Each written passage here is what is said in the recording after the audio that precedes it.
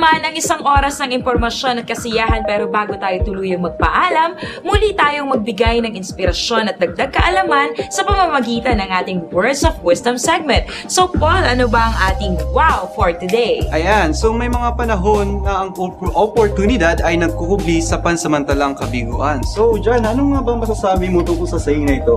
Yes, kasi diba most of the time, pag nakaka-experience tayo ng failure sa buhay, parang minsan tumitigil na lang tayo doon. Paulit-ulit na lang na gano'n eh. Kasi syempre, diba, parang nawalan ka na ng gana dahil nagkaroon ka ng failure. Pero minsan, yung opportunities, hindi natin alam, nagmamask lang pala siya behind our failures.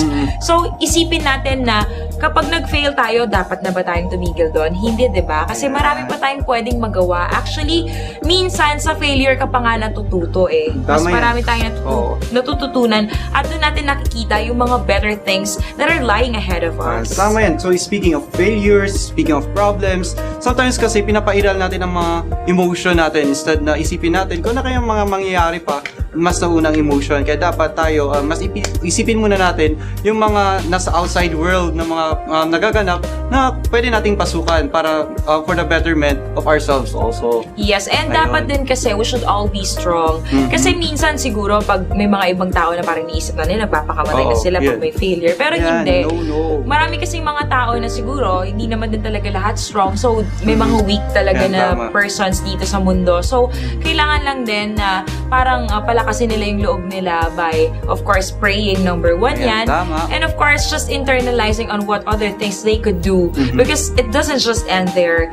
If you fail, you should get up and stand up and be strong again and rise once again. Diba? Kaya ginawa tayo ng Panginoon with different attitude, with different characteristics, para pag may nanghihina na isa, andito tayo para tulungan silang umakyat. Kaya ng Pinoy, talagang nagtutulungan talaga eh. Tama. Yan, dyan ako believe sa mga Pinoy. And it also depends on how you deal with a problem. Because kung positive ka lagi, kailangan dapat maging okay ka lang sa lahat-lahat ng bagay. Pag may dumating na problema, okay lang yan, malalagpasan. Ayan, oo. Kaya binibigyan tayo ng Lord ng problem para matest tayo kung kaya naman natin to. Para yun, mas maging malakas pa tayo. At bago ulit kami tuluyang magpaalam, magpasalamat muna tayo sa mga taong tumulong at sa mga bumuo ng episode natin ngayon. Yes, syempre sa ating mga sponsors, maraming salamat po sa Vegan Noodle House. Maraming salamat po sa Sweet and Spicy, kay Papa Bom, kay Mama Weng, at sa mga anak niyang napakagaganda, sina Carla and Sam na laging nanonood sa atin. Ayan, kay Mr. Francis Flores at sa Hidden Garden na located sa Barangay Bulala, Vegan City. Maraming salamat po para sa ating Bonggang Pebbles at setup dito ngayon. And of course, sa Burnay Resto Grill located at Pagburnayan, Vegan City. King Harry's Furniture for our set. Vegan Flower Shop, thank you so much. Ihawan sa Kawayan kay Kuya Richard at Ate Gina. And I would like to say thank you so much to Kuya Sed, to Direct Sed, for helping me achieve this Britney Spears hairdo. Even if I don't like the hair. Alright, so moving on, let's talk about also yung pasalamatan ko rin. So I would like to thank Brunei Resto Grill for our What's Cooking segment, to Mrs. Artajos, Chef Lloyd, Louie and Len. Maraming salamat po. Ayan, and Dina Bonibi, Vice Governor D.V. Sabeliano, Vegan Plaza Hotel, University of Northern Philippines, Joyce Ann Belen. Happy birthday to our press corps anchor, Mr. Eddie Calizo. Happy birthday po. Ayan. And please like us on our Facebook, www.facebook.com/CoreTV10 to tayo. And follow us on Twitter also at www.twitter.com/CoreTV10. Ayan. So, may mga gusto kong pasalamatan na tayo. Yes, okay. Mahaba-haba pa to. Ayan, so start na. Thank you so much sa Hair VA Salon, kay Mr. Alan Alvarina and kay Miss Marie for my hair and makeup.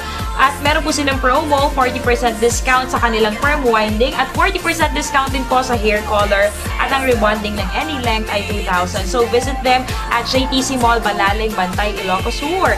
And of course, thank you so much to Joyce and Plana of Unstoppable Fashion Shop for providing me my outfits. Sila po ay dealer ng Aeropostale, Hollister, Abercrombie, Victoria's Secret, Bath & Body Works, and other imported goods. And of course, nagre-resell na rin po sila ng tomato items. Ang tomato items po, meron po panlalaki, pambabae, mga relo, mga bags na napaka-affordable talaga.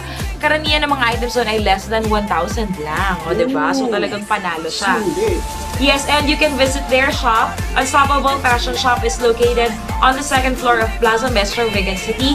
And katabi rin po niya ang isa pang shop na pagmamayari rin po nila, ang Bayan Shoe Shop, na nag-deal rin po ng prescripto and men, women, and kids shoes. And of course, eto na ang ating mga televiewers na walang humpay na sumusubaybay at nanonood sa atin. Hello and happy viewing po kay Miss Telma Kinagoro sa Lindig, Geronimo Antonio Singson, Ray Espejo of Bukig, Anthony Malfatti, and of course sa ating mga iba pang taga-subaybay. Ang mga classmates ko po sa aking masteral classes, si Pia Kitoriano, and ang aking mga teachers na ayan lagi pong nagtuturo sa amin. Ayan, at sina Miss Norja and Janet Nisperos, Ma'am Jonalyn Rosal, Gemaline Raquel, Evelyn Reclosado Raquel, Joanna Victorio, Natalie Pablico, Master ng Computer Hardware, kay Kuya Toto, hello. Hello po. Ayan, kay Miss Goni Lazo Quinola, ang DILG Officer ng Kabugao, Florence and Sherry of Ibay Silver Shop, kay Dante ng Kawayan, staff po ni Mayor Jeremy, Jackie Sullivan of St. Joseph JTC, Yolanda Rigonay, Sally of Derma First, ang aking masahista, kay Ate Marisa Agdepa, kay Joy Rabot of Santa Catalina, Teresita Avila of National High School, Connie Anica, Samria Totar, Sheila Marie Ibay, Sherry Azurin, Bambi Concepcion, Lambert Cardenas, Rahameda Palisok, Ken Loves Barboza, Lyle Aidan Vidal, Hanilin Nicolas and Payan of Two Brothers, Miss Tanya Argel of Ice Princess, Jenny and Janice Baroga, Mami Zenny Pulido, Crisa May Orial, Miss Norma Collado, kay Marive, kay Benedict Torresero of ISCC, Melvin Arce, Cheska, and Benjina Casino, and of course kay Miss Tata of Tupperware Brands, Island Souvenirs, maraming salamat po. Belinda Arde and Bernadette Arde of Derma First Facial and Body Center, thank you so much. And of course, sa Javier family, maraming salamat. Dr. Joy Velasco, teachers of Nagsangalan Elementary School, Ate Rica, J.Ann, Lailani, Jane Go, at kay Mr. Franz Ranches. Maraming salamat po for always watching. And of course, si Vice Governor Didi Sabalian, na laging nanonood sa atin. Ayan. Now, it's your turn. Ayan, so dahil kung wala kayo, wala rin kami dito. So big thank you po sa inyong lahat. Yes, And I would like to thank also my supporters. Ayan, so please continue liking our Facebook page, Par TV. Kalantan ko yan. And I would like to greet my Lola and Lolo. I miss you so much. To my mama, I love you. And to my Ali Hiromi, I love you more. And congratulations for winning Miss Arnold 2012. And also, I would like to thank GC Amores Tailoring, located in Pawa, Bigan, Ilocos Sur. And they do tailoring and printing needs. And hello to Auntie Flo and to Mr. Reynaldo Amores Sr. And also, I would like to thank my image fixer, Jong Amores, and to Dr. Joy Velasco and Lanica Salon, located in Caltex Bantay. Sir Aris Fuller, our program head and in HRMT in St. Paul College. And to my friends, happy fit hello sa inyo. And to my classmates, I can name you one, pero hello pa rin sa inyo.